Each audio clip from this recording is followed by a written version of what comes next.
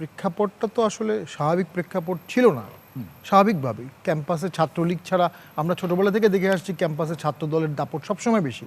ছাত্রদল ঢাকা বিশ্ববিদ্যালয় সবসময় শক্তিশালী, কিন্তু আওয়ামী লীগ দীর্ঘদিন ক্ষমতায় থাকায় আস্তে আস্তে আস্তে সবগুলো হল দখল করে সবগুলো হল ছাত্রলীগ দখল করেছিল, এবং ছাত্রলীগ ছাড়া ওখানে আর কোনো রাজনীতি করার কোনো সুযোগই ছিল না।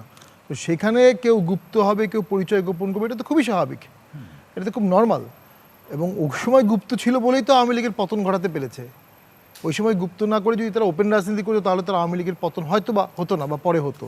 তো গুপ্ত শব্দ ব্যবহার করে তাদেরকে গালি দেওয়ার কোনো মানে হয় না, এটা দিয়ে উত্তেজনা সৃষ্টি করার মানে হয় না। আর বাংলাদেশে একটা সমস্যা হচ্ছে, আমরা সংসদে থাকতে বলতাম যে শেখ হাসিনা যার দিকে একটু হেসে তাকাবে তার 100 কোটি টাকা আয় হয়ে গেল।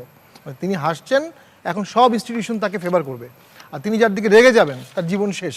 এক্সাম্পল হচ্ছে আমাদের এই যে ইন্ডিপেন্ডেন্ট টিভির মহিউদ্দিন সাহেব, ওনাকে বলেছিল যে আপনি কাকে কাকে ডাকেন কী করেন সব জানি, ওনার কিন্তু পরে ইভেনচুয়ালি ইন্ডিপেন্ডেন্ট টিভি ছেড়ে উনি জার্মানি চলে গেছিলেন। তো ওই যে গুপ্ত শব্দ প্রাইম মিনিস্টার বলে ফেলছে, এখন সবাই এটাকে আঁকড়ে ধরে কিভাবে বাস্তবায়ন করবে এটার জন্য ব্যস্ত হয়ে গেছে। যাই হোক, ফার্স্ট থিং হচ্ছে যে জাতি গঠন করতে হবে, দেশ চালাতে হবে না। এই জায়গায় ওই দ্বিতীয় প্রশ্ন যাওয়ার আগে শামীম ভাই আপনার কাছে এই যে তিনি বলেছেন অথবা গুপ্ত বলতে একটা সংগঠনকে যে মিন করা হচ্ছে, এই জায়গাটার রাজনীতির রহস্য কি? না, অসংখ্য অসংখ্য ইন্টারপ্রিটেশন আপনি দিতে পারেন। অবশ্যই শিবির সেই সময় গুপ্ত করে ছাত্রলীগের ভিতরে ঢুকে ছাত্রলীগের শক্তি ক্ষয় করেছে। আপনার মনে আছে আন্দোলনের সময় ছাত্রলীগকে ক্যাম্পাস থেকে বের করে দিচ্ছে, এবং ফার্স্ট ফেজে জুলাইয়ের প্রথম ফেজে ঢাকা ভার্সিটির ছাত্রলীগের ছেলেমেয়েদের বের করে দেওয়া হয়েছে। তারা আওয়ামী লীগের অফিসে ঘুরতো, কান্নাকাটি করতো। তো ওইটা তো তারা কৌশলের পার্ট ছিল। আরেকটা হচ্ছে ঢাকা ভার্সিটির ছাত্র আন্দোলন, আমি এটার ভিতরে খুবই প্যাশনেট। আমি আমার চোখের সামনে 90-এর আন্দোলন দেখেছি, এখন জাতীয় পার্টিগুলি তখন দেখেছি, মোশাররফ ভাইরা সেই সময়ের নেতা, এবং শিক্ষকদের প্রতি তাদের সেই সময়ের সম্মান, মানুষের প্রতি ভালোবাসা, কর্মকর্তা কর্মচারীদের প্রতি ভালোবাসা, এগুলো সব কিন্তু আমার চোখের সামনে তখন দেখেছিলাম। আমার বাবা বলতেন যে ঢাকা ভার্সিটিতে ভালো কাজ করা সহজ, কারণ যখনই আপনি ভালো কাজ করবেন হয় ছাত্রদল বা ছাত্রলীগ যে কোনো একজনকে আপনার পাশে পাবেন, সেই সময়ের কথা। তো যখন পরে একদলীয় হয়ে গেল, পুরো সিস্টেমটি ইমব্যালেন্স হয়ে গেল টোটালি।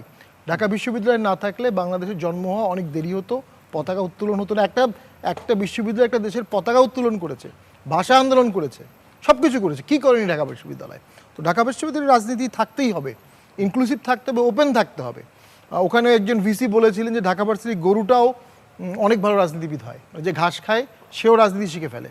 ঢাকা ভার্সিটির করিডোরে হাঁটলেও আপনি মার্কসিজম জেনে যাবেন। আমরা দেখতাম যে ক্যাম্পাসের ছেলেরা, নাও সেটাকে কেন্দ্র করে যে মারামারি হলো, এটা খুবই দুঃখজনক। আরেকটা কথা বলবো, শিবির একটা বাস্তবতা, আমার শিবিরের প্রতি কোনো সিম্পাথি থাকার কারণ নেই, কিন্তু শিবির তার দক্ষতায় যোগ্যতায় আজকে এ পর্যায়ে আসছে।